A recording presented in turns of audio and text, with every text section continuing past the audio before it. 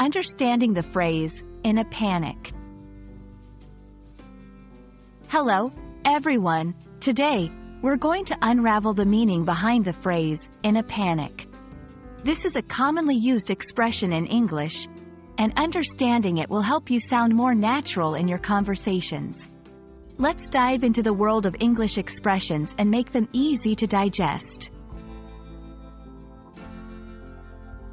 When someone is in a panic, they are experiencing a sudden sensation of fear that can cause irrational behavior.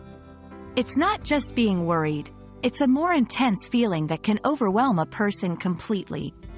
This phrase can be used in various contexts, which we'll explore in this video. The term panic comes from the Greek god Pan, who supposedly caused humans and animals to flee in an irrational terror. Over time, this term evolved to describe a state of extreme fear and anxiety. By understanding its origins, we can appreciate the depth of the phrase, in a panic. Let's look at how to use in a panic in sentences. It often appears in narratives or explanations of events where someone might have lost control due to fear. For example, she was in a panic when she realized she lost her passport. The crowd was in a panic after hearing the alarming news.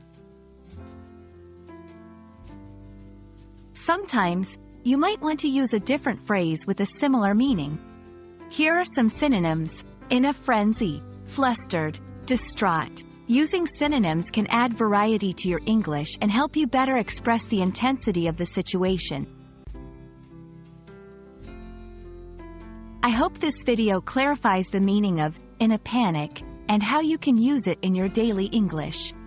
Remember, learning phrases like this can add color to your language skills and help you express emotions more vividly. Thanks for watching, and keep practicing.